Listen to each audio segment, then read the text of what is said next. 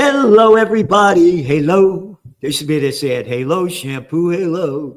Anyway, we're with Judge Andrew Napolitano. Again, I say it week after week, month after month, year after year.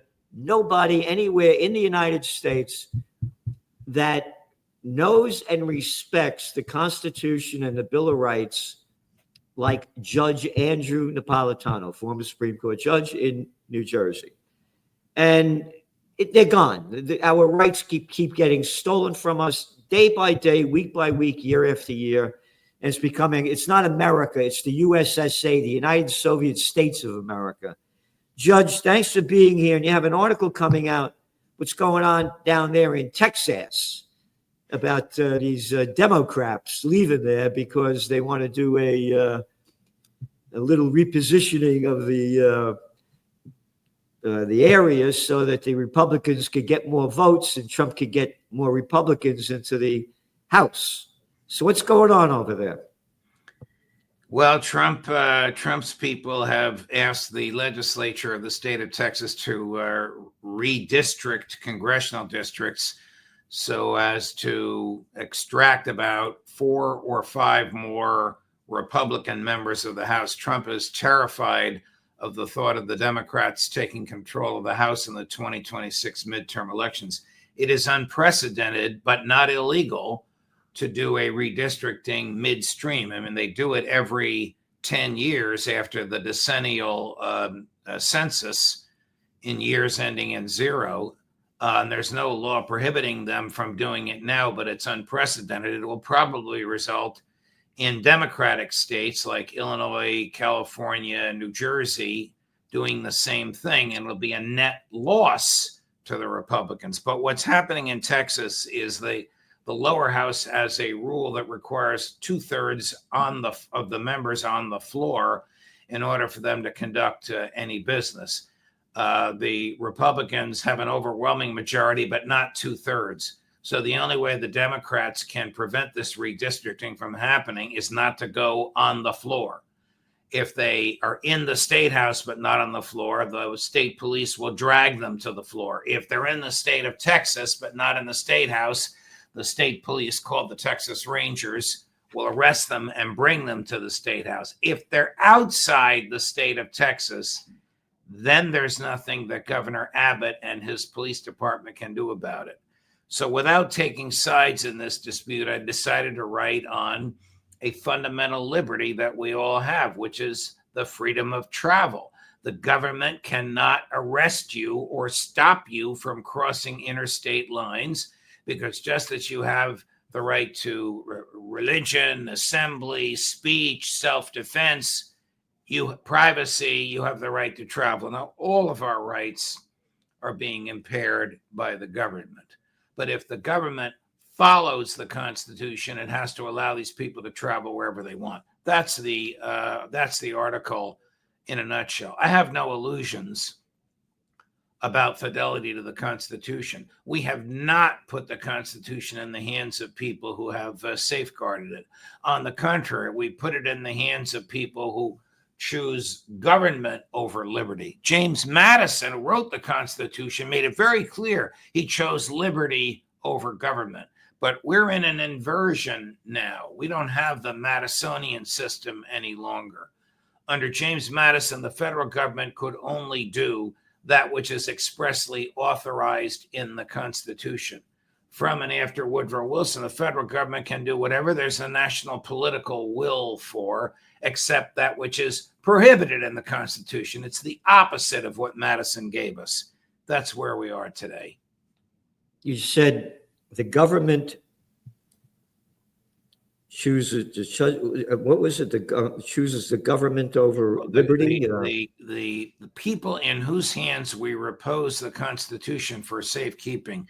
This is in the last paragraph of the article. Choose power and government over liberty. The Constitution itself chooses liberty over power by strictly limiting the power. But those limitations have been trampled. The Congress has trampled them. The presidents have trampled them. The courts have looked the other way. You see, Governor Abbott has complained that the Constitution is an obstacle to law enforcement. Is this Abbott and Costello? I mean, what Abbott you're talking about?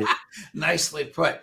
It's an intentional obstacle to law enforcement to make sure that the people that enforce the laws obey the laws themselves. And among those laws they must obey is that liberty has primacy over order. The laws are written to preserve liberty, not to enhance the power of the police. You say no surprise here is what you were saying before. Liberty is always an obstacle to order. The Constitution is an intentional obstacle to government power. Yep. No more. Government's in total control. You have no right to say anything, do anything, or do what you want. What is this guy Abbott doing? Is he trying to arrest these people outside the state? Yes. Yes. Now, if he sends Texas Rangers to Illinois to arrest these people, the Illinois State Police will arrest the Texas Rangers for attempted kidnapping. Those Texas Rangers have no authority outside the state of Texas. Abbott would be almost insane to dispatch them to another state. What's going on now with this? Is it still happening? It's still happening. The clock is ticking because this session of the legislature ends on August 15th, so a week from this Friday. If they can stay holed up until then they will have effectively blocked this reapportionment. They are fined $500 a day for every day they're out of the state. That's Texas law. They're only paid $7,200 a year. This is one of the lowest paid state legislatures in the country. Good. They shouldn't be paid a lot of money. No. But do the math, 15 days and their whole annual salary is eaten up in the fines.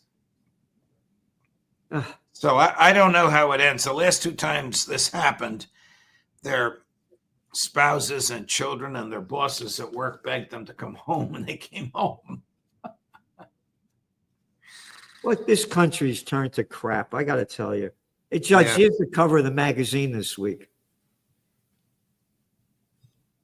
Not only are Trump's legs swelling from chronic venous insufficiency, his head is swollen from chronic brain insufficiency. I'm sorry to say that I agree with that 100%. His head is swollen, and the stuff he has said of late, threatening the Russians with nuclear submarines. Look, we have 4 to 6 nuclear submarines on the floor of the ocean right now. The Russians know exactly where they are. They have 6 to 8. We know exactly where theirs are. They don't make these overt threats to scare the daylights out of people and making us think we're getting closer to nuclear war. Trump is continuing his bravado tour of the world. The other day, he said, I run the country and I run the world. Yeah. Can you imagine it? These are very, very dangerous statements that he makes.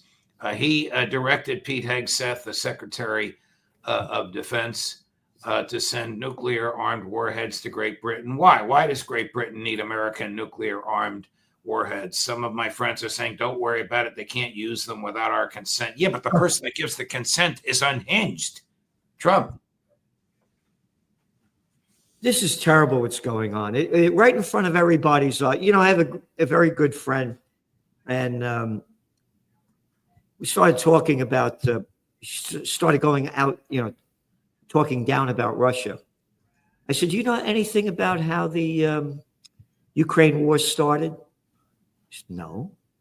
I said, you know about the government, the United States overthrow the democratically elected government of Viktor Yanukovych back in 2014? No. And I went on. She said, I had no idea what you were talking about. She says, thank you for telling me this. And again, wow. We did a whole article in the Trends Journal. It was a whole. Well, your friend probably watches mainstream media or reads mainstream newspapers where you don't see this. They want to hide it. They want to make it out the neocon version that Putin is a monster who illegally invaded Ukraine, rather than Putin is protecting Russia from NATO missiles in Ukraine, just like we would if the Chinese put missiles in Tijuana, Mexico. Yeah. Or how about the Cuban Missile Crisis? There you go. Yeah. And again, she had, no idea. Like you said, people listen to mainstream media. They only get sound bites. They don't have a clue. So going back to the big story here, as out of his mind Trump is, if we go to war for whatever reason, the people will swallow the crap that we should go to war. And now Trump talking about war, the Israel war going on now, was about going on to 10 months. And slaughtering, what the official numbers are like about 62,000. But when you go to Lancet and others, it's well over 100,000 to 200,000 dead. It's 200,000 killed, severely injured, like loss of a limb, or unaccounted for. That's 10% of the population of Gaza.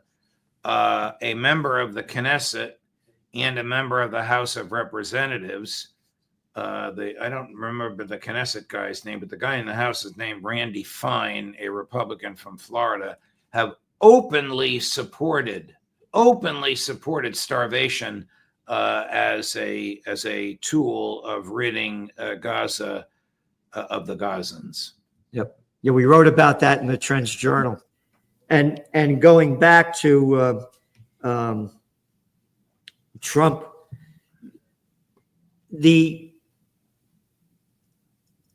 go back to March of 2024. Trump's son-in-law, Jared Kushner. I remember Kushner, when Netanyahu used to come to America, used to stay at the Kushner's house in Jersey. He said it's going to be pretty much up to Israel whether or not they're going to occupy Gaza. Wow. Israel can't move a blade of grass or a grain of sand in Gaza without the permission of the American government. Trump, as our friend Max Blumenthal has famously argued, could stop this with a phone call. Oh, yeah. When Trump was asked, this is Sunday the 3rd, can you see evidence of the genocide in Gaza? Answer, I don't. I think it's sad. What the hell kind of an answer is that? He does see evidence of starvation that he has funded the cause of, because the Israelis wouldn't have a bullet to fire if the United States hadn't supplied it to them. Yep. Yeah. You got in the magazine this week, that guy, Witkoff. I call him Jerkoff. He's in Israel, and he goes about the starvation. Yeah, nothing to see here. Witkoff approves GHF sites after PR visit, public relations visit. They invented this GHS that to bring in it's run by Israel and the United States. Correct. It's run by Mossad and the CIA. So yeah. What do you think they're going to do? According to Max and Aaron Mate, this group has reduced the number of places where the Gazans can get food. Are you ready for this? From 400 to 4. From 400 to 4. That's what this group that Trump is trying to take credit for has done. And let's go back to genocide Joe Biden. Remember they were going to build that pier out there and bring the stuff in? Remember that one? That cost us about $800 million? Yes, they built it, and then they had to destroy it, and not a grain of flour was delivered as a result of that pier. What a fiasco. This is what the government does with our money. They might as well have just put it in people's fireplaces and burnt it to keep them warm at night. It would have been a more productive use than constructing this absurd pier and then destroying it. And where is he now? It makes you wonder if Biden wasn't afraid of Netanyahu. If Trump isn't afraid of Netanyahu. My friend, Colonel Karen Kwiatkowski, a retired lieutenant colonel in the Army, PhD in political philosophy, 110% with you and me on all these issues, has said Trump should use the Marines to force the IDF to allow food into Gaza and to push the IDF out of Gaza. Not going to happen. This is a definition of genocide: the deliberate and systematic destruction of a group of people because of their ethnicity, nationality, religion, or race. That's what's happening. Right? And he doesn't know if it's genocide. And then he's saying they could take over their land. I guess he has this dream of, Trump Gaza. Remember when he really reprehensible, the stuff he puts on his website. Remember, he posted a view of Gaza redeveloped by the Trump organization, and right in the middle of it was a massive Joe Stalin-like gold statue of Donald Trump. Yep. Are you ready for this one? Let's go back to when Hamas attacked Israel. It was October 7th, 2023. That little piece of shit, an arrogant little boy. My daddy was the ambassador to Hungary. My uncle was the ambassador to Belgium. Anthony Blinken, I went to Dalton. I went to Harvard. I'm better than you. That little arrogant piece of scum. Listen to this. I come before you. He goes to visit Netanyahu. Not only as the United States Secretary of State, but also as a Jew. I could give a shit what religion you are. How about Secretary of State being an American? I come to you. Oh, and by the way, every one of my Jewish friends are against this. Every one of them are against what Israel is doing. And my good buddy, Dr. Mitch Skolnick, said to me 2 days ago, the intention of Israel when they went into Gaza was to steal the land, just like they keep stealing the land in the West Bank. That's from a Jewish guy. And look what just happened. It's in your Trends Journal about the more than 40 protesters arrested outside Trump International Hotel in New York. All Jewish people. All Jewish people that are against this. That's like us being Italian and coming out against Mussolini.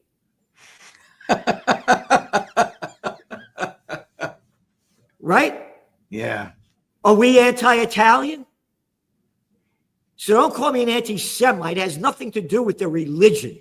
Correct. It's a lot of crap. Correct. Oh, but wait a minute. Ted Cruz, the senior senator, I don't know if he's senior or junior, from Texas, says that the Bible commands us to honor and respect the Netanyahu government. That's what he told Tucker Carlson, who couldn't stop laughing when Cruz said that. Yeah. This is from that little warmongering piece of scum. Which one? Lindsey Graham. Oh, jeez. He's the worst. You ready? This is October 11th, 2023. We are in a religious war here. Oh. I am with Israel. Do whatever the hell you have to do. Level the place. Wow. Kill the innocents, murder the babies, slaughter the women, cripple the elderly. They don't care. We are in a religious war here? What the hell am I in a religious war for? I'm an American. Oh, Blinken is a Jew. We're in a religious war. How about go screw yourself? How about the Constitution? What are they doing they're not attacking us. How about a man by the name of George Washington? Don't get involved in these foreign entanglements. This crap has been going on for centuries. We're in a religious war. I'm a Jew. What are you talking about? Oh, and stealing our money. So get to work with stealing your money to give it to Israel to keep the genocide going.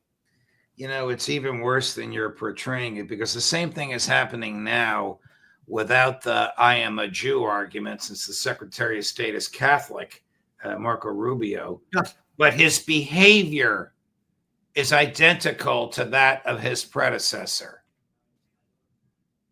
Yep. Yep. Yeah, you ready for this one? Mike Johnson, that little clown boy that's the Speaker of the House. What did he do or say now? This was December 6th. Mike Johnson compares himself to Moses at Christian Nationalist Gala. I gotta believe this religious crap. Who are you talking to? Oh, don't forget, Moses, God told Abraham 3,500 years ago that this land belongs to the Jewish people. God had lockjaw, never said anything before or after. Right. Only spoke to Abraham. God had Netanyahu in mind when he said that. Oh, yeah. Aye. I know. It's one thing after another, Judge. If we don't do something for peace and freedom, it's over. So everybody remember, September 27th, up here in Kingston, New York, Peace and Freedom Rally. So far, Judge Andrew Napolitano and Scott Ritter. We're going to start at 2 p.m.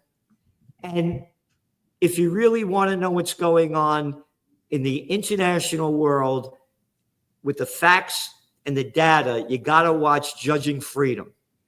Judge Napolitano has people on there day after day after day. I don't know how you do it, Judge, that really bring out the true facts of what in the world is going on, what's next, and what you might want to do. Judge, who you got coming up now? This afternoon I have Scott Ritter, Max Blumenthal, and one of your biggest fans on the planet, Phil Giraldi. What a man he is. Yes. Again, yes. Phil Giraldi, everybody. This is the guy that was one of the top CIA guys that went into little Georgie Bush's office, showed him the facts. There are no weapons of mass destruction in Iraq. And Bush told him to leave the office. Being the man that Phil Giraldi is, he left the office and he left the CIA. Yes. So, Judge, thank you for everything that you're doing. Everybody go to Judging Freedom and do anything you can in the God that you believe in to bring peace on earth, goodwill to all. Thank you, Judge. Thank you, Gerald. All the best.